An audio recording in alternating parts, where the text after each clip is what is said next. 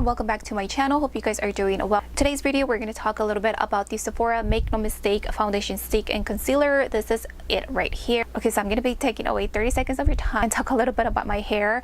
And this is the second session that I did. It's getting there, you guys. It's taking a while and it's taking a toll on my skin, on my hair, because it's very dry. And then I'm gonna go, I don't know what I'm gonna do to it. All right, enough of that, and I'm gonna be with you guys right now. Okay, so to start off, I'm gonna be priming my face. I'm gonna prime my face with the Estée Lauder, with the Mattifier one on this side, and then I have a new primer, which is this one right here, Peter Thomas ROTH.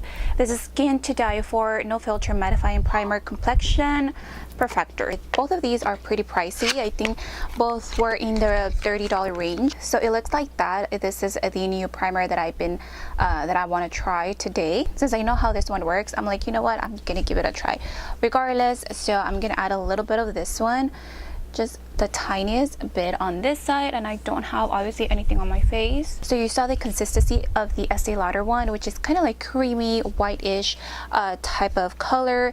This one, so this is the texture of the Peter Thomas ROTH.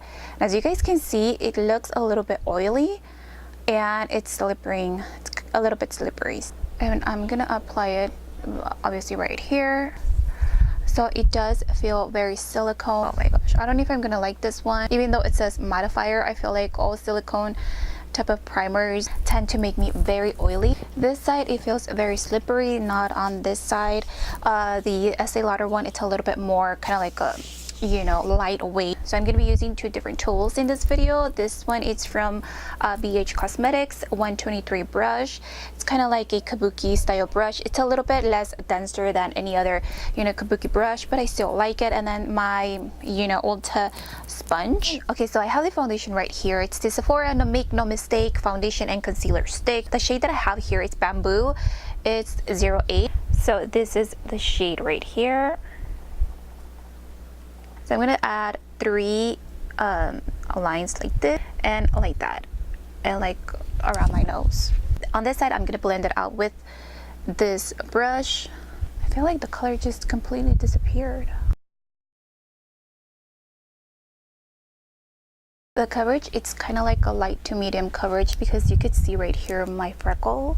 I'm going to add a little bit more because I feel like, you know, that wasn't enough. And I do like a full coverage foundation, so I'm gonna add that much. What I like to do is kind of like stipple the brush like that, so I can get like the fullest coverage. Like, it did cover quite a bit. You could see my freckles on this side. I don't know if you guys can see it.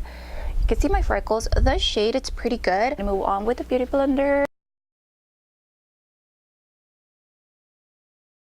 Like, you really have to tug your face a little bit more with the beauty blender. I mean, with the sponge. So far, I feel like with the beauty blender or like with a sponge, it's kind of hard to blend everything out. I feel like you have to go in with a brush first and then blend it out with a sponge. You know what I mean? I feel like with the concealer, I don't think it's my perfect shade for a concealer, so I'm gonna go in with my own personal favorite concealer that I have. It does look a little bit drying. This foundation was in the $20 range, which is not that expensive compared to other, you know, high-end foundations from Sephora, but nonetheless, I do like it. I feel like the coverage is pretty decent. It's definitely like a light to medium coverage.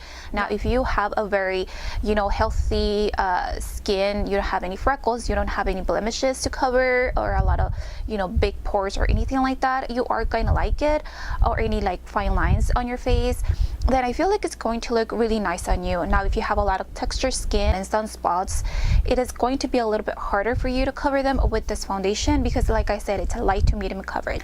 All right, I already blended out my concealer, and now with every foundation that I use and concealer, I like to set everything with my Airspun loose powder. So I'm gonna leave the powder on for at least a minute, and then I'm gonna remove it. So we have concluded the makeup application as far as the Sephora Makeup Make No Mistake Foundation Stick. So far it looks pretty good, but if you look up, you know, really up close, you do look like you're wearing, you know, obviously a foundation. At the beginning, it started to look very patchy and very dry, and I don't have dry skin. Okay, so I'm gonna take a really quick flash photo. Okay, so I'm just gonna cover, you know, this part because you guys can see my boob. but this is how the foundation looks like in photos. Like I said, it does look a little bit lighter than the rest of my body, but if you were to see me right now, the foundation kind of like matches me. The price, I want to say, it's pretty good for a Sephora brand. Usually Sephora brand, it's not, you know, overly priced or anything like that. I do love some of these Sephora makeup collection makeup products that they have. Do have around 15 shades, which is pretty good. Let me go ahead and show you all the shades that they have available. These are all the shades that they have available on Sephora.com. So far it has 4 stars. Just take in consideration that the foundation is going to look a little bit different on you because it depends on what kind of, you know, products you put on your face beforehand, and because I'm extremely oily, I like to use a mattifying primer. So this one, it's the one that I use on this side, and this one, it's the newest one.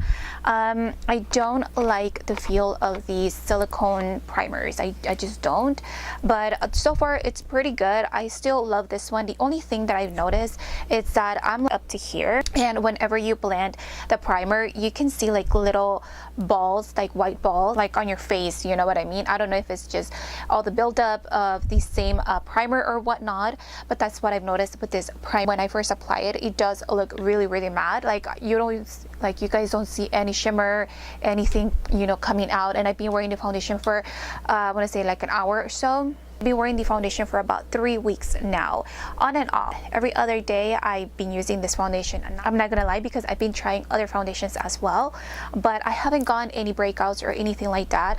I do notice that it sinks into my fine lines, and I hate that. Maybe it's because it's a little bit more creamier than, you know, regular foundations, but I do notice creasing around this area. Another thing, it doesn't oxidize, which is pretty good.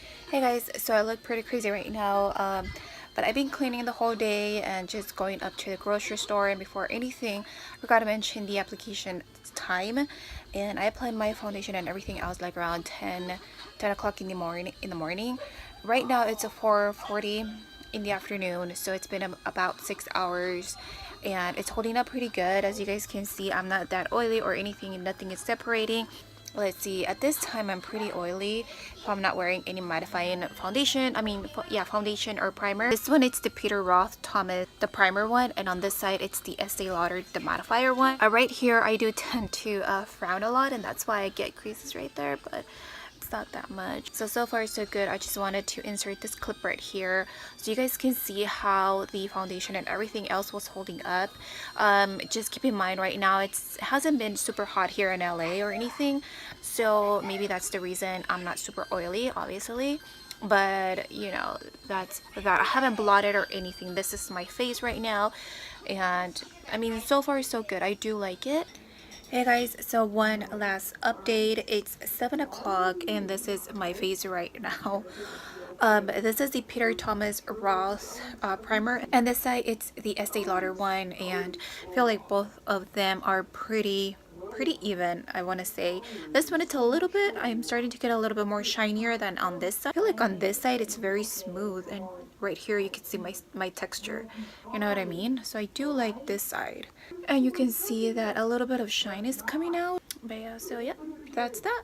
So overall, I do like the foundation for an everyday type of, you know, product, because I feel like it's, you know, hassle-free. You don't have to worry about, you know, pumps or anything like that. You just like, you know, draw circles on your face and blend everything out, and you will be fine. Always just remember that with every type of product that you put on your face, especially foundation, make sure you take care of your skin and you add, you know, your favorite moisturizers, primers, so the foundation can look 10 times better than by itself. So that's what I like to do.